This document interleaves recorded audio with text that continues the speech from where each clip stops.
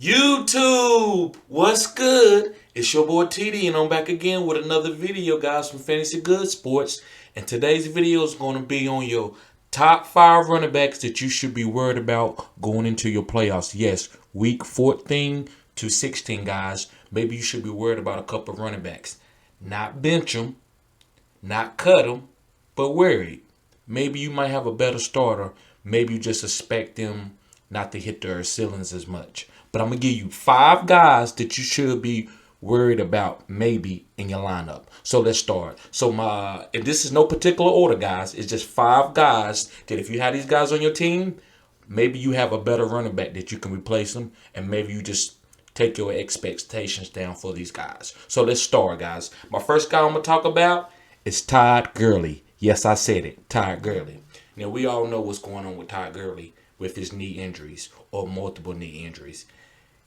It's knocked his ceiling down. He's a great goal line back.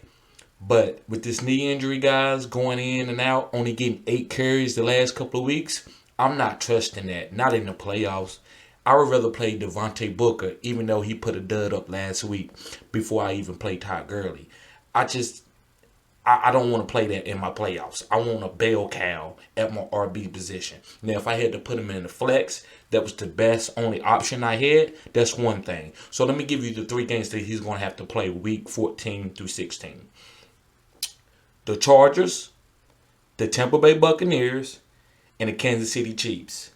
Now, the Chargers this week is a fairly nice matchup, but I don't know if he's getting the volume, guys, to capitalize on this matchup. So this is why I'm not trusting him. Just because he got one decent matchup in these week 14 to 16 with 8 carries a week, I'm not trusting that. And this Tampa Bay, Tampa Bay's been a little susceptible, but not to the Atlanta Falcons in the run game. So I don't trust that. Kansas City, with them scoring the way they scoring, I don't trust that because I don't think Atlanta defense is good enough to stop Kansas City, where maybe Todd Gurley might have a game script for him to get some touchdowns. Because that's what it's all about. He's not breaking a 70-yard touchdown, guys. He's not catching a ball and going 40 for a touchdown. It's all in falling touchdowns in the green zone. So, guys, this is why I'm telling you maybe you might want to bench Todd Gurley if you got a better play. If you don't, then it is what it is. It's just worried, not bench, not cut. So let's move on, guys. My next guy that you should be worried about, guys, is CEH. Yes, Clyde EdwardsHelaire, guys. Now, Clyde is a great player, and maybe great is not the word, but he's a good back. But they don't really need him. That's why they got Le'Veon Bell. Clyde is good. He's going to be like a Darren Sproles type of back for the rest of his career, be very good in the pass game, and be able to run the ball between the tackles at times. But they need a guy that's really good in the green zone. That's how you can stop Kansas City. If you can get them down there, get them in a short amount of space, and stop the little plays that they give to Tyreek, and you won't let them running the ball in, they in trouble. So they want a back where they're like, no, we got a back that can get in the green zone, like with Le'Veon Bell. So Le'Veon Bell will be taking green zone touches. Do you like that when you have CEH? I don't. So I'm not saying bench him. I'm not saying cut him. But maybe you should be a little worried about him hitting his ceiling. Maybe he don't hit 15 or 20 points because maybe Le'Veon Bell comes in and steals a green zone touchdown.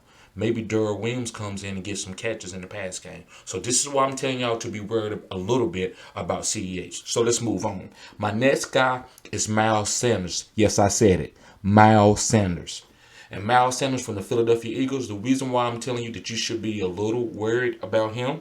Okay, matter of fact, guys, let me go back real quick to CEH. His 3 games that he got to play. Miami, New Orleans, and Atlanta.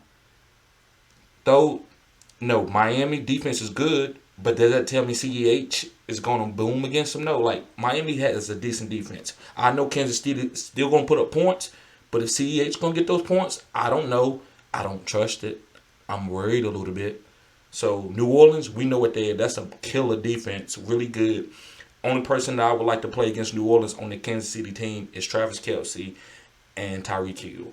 Other than that, I'm not really trusting no other guys when you're playing tough matchups like this. Atlanta's really good in the run game. Now, they're not so good in the pass game, but they're really good in the run game.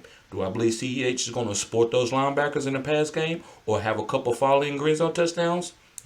Probably not. So, guys, get back on Miles Sanders. I'm sorry about that.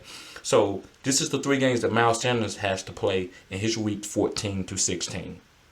New Orleans, Arizona, and Dallas. New Orleans, we know, is a great matchup. The only hope that I have for Miles Sanders is Jalen Hurts. Maybe Jalen Hurts changes this whole offense up and Miles Sanders started hitting gaps and getting some run lanes. Hopefully that happens. Then maybe he might be a decent play, but I'm still going to be worried. But Arizona, I don't know. I don't know about that matchup. I'm not saying Arizona's going to shut him down, but I don't trust this offensive line. This offense, they got Lane Johnson out. They got Peters. He's older. They moving his position around. It just doesn't look good for this offensive line in the run game. And then Dallas, this might be Dallas only kind of like their Super Bowl. They probably out the playoffs. So do you think they're going to come in and let Philly beat them? I don't know. Does that tell me Miles Sanders is going to have a great run against Dallas and get a lot of fantasy points? I don't know. I'm not counting on Miles Sanders in my playoffs. Not that he's not a good player. It's just the game script, guys. So let's move forward. The next guy, and this guy hurts me to talk about this guy because I love this guy. This guy was on my top 5 playoffs backs. And I believe if he's healthy, he will do this. But should I still be worried? Yes, 2 things can be true at once. So let me finish. My guy is DAndre Swift. Yes, I said it, DAndre Swift. And guys, I don't like saying this because DAndre Swift is a beast of a running back. He's a really good running back. And his 3 games that he's going to have to play from week 14 to 16 is Green Bay. We know what they are in the run game. Tennessee, not nothing to be scared of, giving up a lot of points lately the last 3 weeks. And Tampa Bay, that's pretty good, right? But, another thing that looks even better now is that they fired Matt Patricia and they letting Matthew Stafford air it out, which is probably going to open it up on the run game for when you have a good back like Swift. That's why Adrian Peterson has been doing decent. So with that, guys, if he's not coming back off of the concussion, and I think some other things that's been going on with him, I don't know if we can trust him. So I'm not definitely telling you not to cut him. You basically is a great, great stash and just sees what happened this week. If you want to play him, that's up to you. If maybe you get confirmation from the coaches and beat writers that say that they're going to give him 20 carries. But I'm not playing him for 8 or 9 carries because he's just getting back. Maybe I'll wait and to make sure that he's healthy, guys. So this is the only reason that I have DAndre Swift on this sheet, guys, is because his injuries, the concussion. I don't know if he's going to be back right. Adrian Peterson even said he didn't look right. But who knows? We'll wait and see, right? So let's move on to my last and final guy.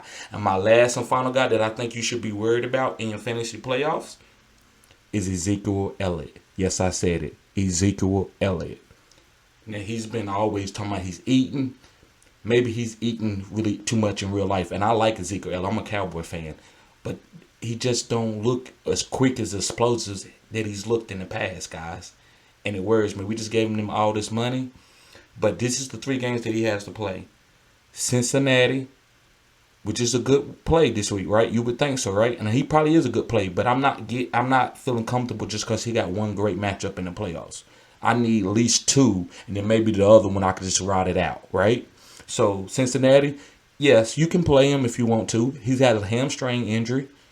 So then you got San Francisco. They pretty good against the run. And then you got Philly. It's a rival matchup. So when you have a rivalry game, people pick up their play. So it's not an easy matchup. So I think we should be worried about Ezekiel Elliott in the playoffs, other than the Cincinnati matchup. But still then too, because of the injury that he has. I would feel comfortable playing Tony Pollard at a flex with this injury that he has.